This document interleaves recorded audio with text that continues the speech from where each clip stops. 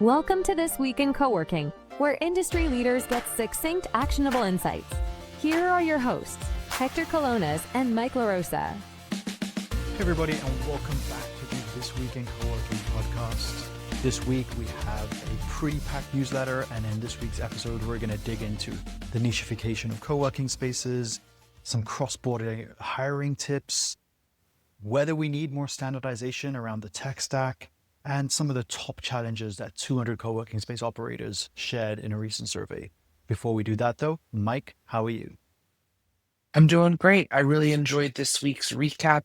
It's kind of around the world. It's very international. We got news from the Middle East. We got openings all over the EU, a new concept in France, some stuff going on up in Canada, I believe, cross-border conversation, as you mentioned. So it felt like it's a small world episode of the weekly recap. I do. I love that. And I love seeing these kind of stories from around the world. It is week 26. And before we dive in, we are the sponsors as the newsletter. We are the sponsors of the newsletter this week, actually rolling out what we kind of consider as our secret weapon, or at least I do. Whenever folks are like, oh, who's doing this? Or what is happening in this country? Or what is this brand been up to? Or this person been up to?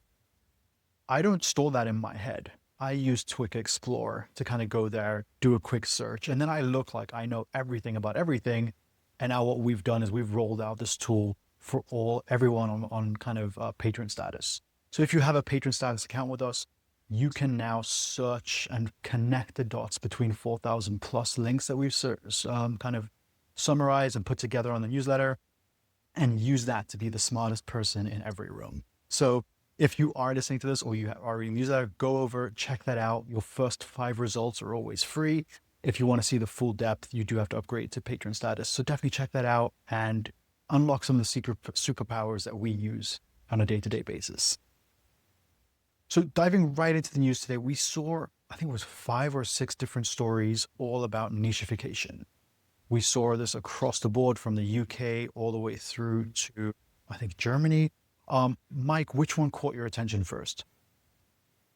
Yeah, I mean, there were a lot of really cool ones to choose from. I would say the one that we can tackle first was something that is reflective of the conversation you've had with a prior guest focused on medical lab space. So IWG is throwing their hat in the ring now, and they've announced a 10-year global partnership with a US-based company called Smart Labs, where they're going to start integrating lab as a service model into a network. I find it very interesting over the past few months, news of IWG is coming from each of these different respective industries that they're kind of starting to tap into. So this news wasn't broken at a flex workspace industry conference. It was broken at a R&D, just like they also did most recently at a travel conference with their Jabberbox partnership. So I believe you spoke with Basemade from the UK, and this is an area that they were focusing on as well. So I don't know, maybe IWG listens to the podcast, or maybe they read the newsletter.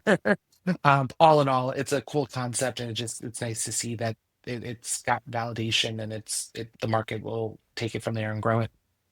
Yeah, I mean, I agree. And I can neither confirm nor deny how many IWG stakeholders read the newsletter, but you do know that, don't you? But anyway, no for another comment. conversation. But yeah, there were also some other moves. We saw Bamboo opening a kind of space within a kind of an old school focusing on education, incubation.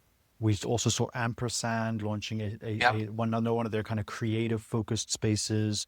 We saw the Trampery opening a LGBTQIA plus space in London. And we also saw Rome opening their first standalone concept, also bringing out their new kind of coffee brand and offering. So we're really seeing these spaces digging in and kind of trying to own new niches. So I say own new niches, and it sounds bad, but it's more like serve new markets. And it's the same thing we're seeing with IWG and what Spacemate's doing in the UK. They're going after untapped opportunity where we can bring the shared space concept into the conversation And obviously, on that topic, we just dropped the co-warehousing podcast in the podcast feed. This is another one of those nichifications where we're seeing they looked at co-working, they saw the pains in another industry and borrowed some of the concepts and are now bringing that into, honestly, I believe the co-working umbrella.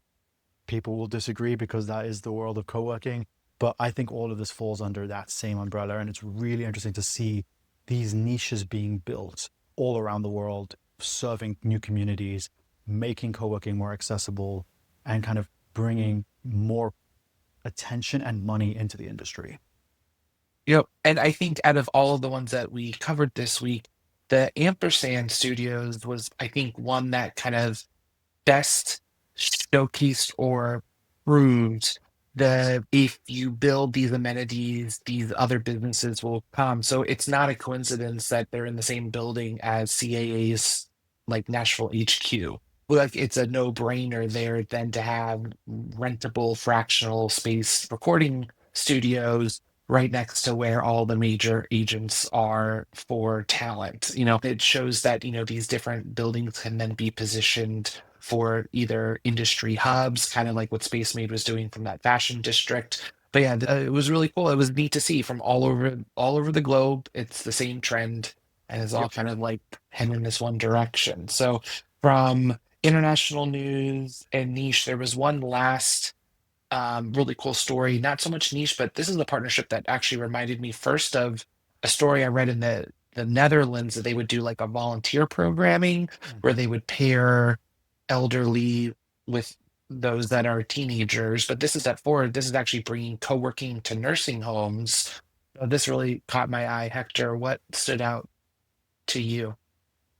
Yeah, I mean, I mean, I think we actually saw this a couple of weeks ago. We saw it in Germany. This one is in France now, where they are bringing co-working spaces or co-working concepts into nursing homes, where part of it is you can either pay and that supports the activities of the nursing home, or you volunteer time, you volunteer services, and it's really reconnecting that community. And I just love this because it goes back to the essence of co-working as the cultural hub. And I know there's a lot of business around co-working right now, and we've discussed a whole bunch of different avenues around that, but there is still that piece that brings communities together, especially since we've kind of lost our way away from kind of the multi-generational household, the community, the village. That is all kind of dissipated now, right? So seeing co-working being used as this magnet to bring multiple generations together is a huge piece. And I think they should connect with the folks who are in the previous story around kind of childcare and not having to bring in child carers, because then you have a truly multi-generational space, right? You have the kids playing, the working folk working, the folks in the nursing home kind of sharing their wisdom, connecting with all three. And there's a space over in Baltimore who's doing this really, really well, bringing in those three generations, the carers, the elders of the community, the people working, and the kids into one community, one hub. And it's been so successful that they've actually bought that building. So definitely go check out that podcast to hear their story as well. It's in the podcast feed wherever you're watching or listening to this. Yeah, it's interesting. I think the German concept I think was more of like a 55 plus development, right? That this one's more this one I felt sounded more of like a more of a community emphasis because this model in France you can actually trade time in the workspace for volunteer working Yeah. hours, which I thought was a really cool concept. So that's why I'm sure our co-working crew will appreciate that community aspect of Yep. that one. But yeah, Yeah. on the international topic, order hiring. This was a pretty great article on LinkedIn from Bottle Rocket Search. And it kind of just spoke to the benefits of reassessing how you view app hiring. And I felt like my biggest takeaway was no shocker here that this really is the hotel hospitality industry. This is not abnormal for folks to move all over the world or all over the Yep. country for different hotel jobs. What did you like about the piece? I liked about it because for a very long time, every co-working person I know has been singing the praises of remote work. But out of the percentage of people who work in co-working, a small fraction of those can actually work remotely. And we're seeing it, especially at the kind of VP and above or middle manager and above. It is possible to manage multiple spaces, multiple communities without being physically in those communities. And we're seeing this out of Australia with kind of unstaffed spaces. We're seeing it with kind of communities where they're hiring one community manager across three locations. And then we're seeing kind of global brands hiring head of marketing in a country where their HQ isn't. And kind of location activators and all these folks who are essentially remote workers and are using co-working spaces just like your customers are. Yeah. It's just a great way to kind of go full circle. If we're promoting remote work, then shouldn't more of our teams be able and empowered to also work remotely? And so that's what struck a chord with me in Gaia's article. Yep. No, I couldn't put it better, so I won't add any more. Very nicely done. And I think probably the last main topic we're going to be tackling, and we'll probably chat the most on this week, is just these two posts. So Space Spring, I love the content that they do. They really put a full effort into it. They sponsored a great survey, and they got over 200 different operators to respond. And so I don't think anyone listening to this is going to be surprised that the biggest operational challenges facing these 200 plus co-working operators was member retention, manual administrative tasks. And then following those responses, the operators were looking for, wait for it, integrated community engagement tools, seamless booking management, and automated billing systems. And so that was why I was chuckling, because it pairs very nicely. There's a really great article and interview in Commercial Search with Will Sanford, who heads up co-working at Yardi. We about Yardi in a couple of weeks. But I don't know if this is a follow-up to kind of some of their previous comments on disintermediation of brokers, but they're really leaning into this tech standardization. So I figured there's no better person in the world to talk to than you, my friend. What are your thoughts on this leaning into tech standardization? Because the data clearly says this is what people are looking for. But the Yep. big $1 million question is who and how is it going to Yeah. happen? Yeah, I mean, welcome to my the reason for the gray hairs is actually this is kind of what I work on day to day in my day job, right? Is sitting with some of the most future looking, forward thinking, data led leaders in our industry, trying to figure out what is actually blocking us from that exponential growth. And often it does come down to the fact that A, there is no standardization, but B, we're all renting access to our own data. And this is a huge risk. And I'm smiling because it's something that Will, as great as he is, didn't touch on. He already owns a whole bunch of platforms, but they do not give access to the data that the operators create, generate, run their businesses on. And so this is going to be one of the biggest challenges over the next 5 years for the co-working industry. How do we make data more valuable, but also how do we ensure access to the data that our businesses are running on? And I say that full well knowing that our job is in the business of connecting data sources and connecting things up so that you can own and control your own data. But it is an absolute mistake to assume that everyone is okay with the way things work right now. Every single operator that I speak to, whether it's kind of on our one-on-ones, in our tech therapy sessions, in our webinars, whatever it is, every single operator is sick and tired of admin work. They're sick and tired of those manual processes. Even if you're generating them revenue and it's costing them 30 cents on the dollar, 40 cents, 50 cents on the dollar to service that revenue, I think they're going to start looking for more efficient ways to generate revenue. So there's probably, I think, 4 to 6 follow-up questions that I could come up with from that response that you had. I'd like to get a little bit more meta.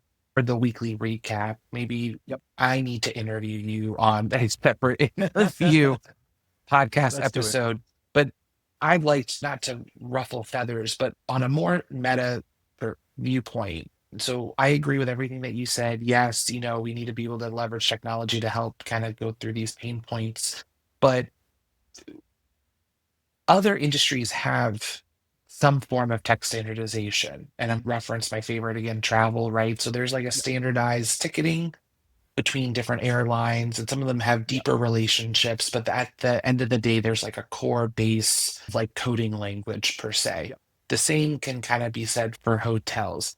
What Yep. is the driving factor to establish that? Is it necessarily an association throwing their support behind it? Is it, something that you kind of jokingly referenced earlier about co-working operators? For as much community building as they do internally, Hmm. the old adage is they really don't do that much community building externally. There's viewpoints of competitiveness amongst operators. So what's the Yep. breaking point, right? Because you've got traditional brokers that are still springing some potential leads. You've got the rise, like the office hubs that are like really kind of killing it for e-commerce type of Hmm. brokerage. What's the forcing function here? Because it's like, okay, if Yardi's got WeWork and IWG is working in some way with Instant or whatever. Where does everyone else stand? Yeah, I mean, everyone stands on their own island right now, and that is the most infuriating part about being the only one looking to connect everything in our industry. Everyone wants to build their own city of this is how we do things here, and that's where it all breaks down. Going back to your references, when we started our Synchro vision and mission, trying to build the GDS, trying to build the IATA or the Yeah. Amadeus or Galileo of our industry. And that was a technical challenge in itself, and we were self-funded. Where the airlines and the hotels and all of them were successful is it was funded by the largest platforms. Here in our industry, we every platform focuses on their partner retention, on their customer data. And it goes back to that question around and on there. If we do not build the rails together, we're all worse. Example, going back to kind of the American railroad infrastructure.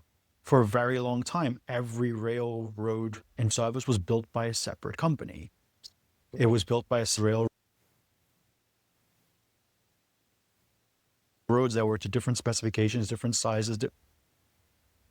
We should be acting smarter than that, and we do need to standardize. We do need to kind of figure out what are the connectors. I mean, look at the MCP infrastructure in AI.